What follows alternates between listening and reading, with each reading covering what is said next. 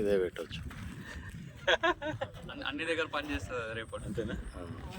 So మనం చూస్తున్న project వచ్చేసి సార్ దండు మైలారం మన ఆఫీస్ నుంచి జస్ట్ 40 కిలోమీటర్స్ డిస్టెన్స్లో ఉంది సార్. ఓఆర్ఆర్ నుంచి 19 కిలోమీటర్ల దూరంలో ఉంది. విజయవాడ హైవేకి వచ్చేసి మనకి 5.5 కిలోమీటర్స్ డిస్టెన్స్లో ఉంది. టోటల్ 28 ఎకరాస్ సార్ మనకి ఈ ప్రాజెక్ట్ వచ్చేసి. మేజర్గా ఇది HMDA layout sir. HMDA TS RERA approved project. ఇక్కడ మనకి ఏంటంటే మనందరికీ తెలుసు విజయవాడ హైవే ఎంత డెవలప్మెంట్ అవుతుందో. మన పక్కనే మనకు ఎంఎస్ఎంఈ 543 ఎకరాల ప్రాజెక్ట్ ఉంది సార్. మళ్ళీ టువర్డ్స్ మనం వెళ్తున్న రూట్ వచ్చేసి ఇబ్రహీంపట్నం కనెక్ట్ అవుతుంది. మనకి ఇక్కడ నుంచి 4th సిటీ అప్రాక్సిమేట్లీ ఒక 20 కిలోమీటర్స్ డిస్టెన్స్లో 4th సిటీ కనెక్ట్ అవుతుంది.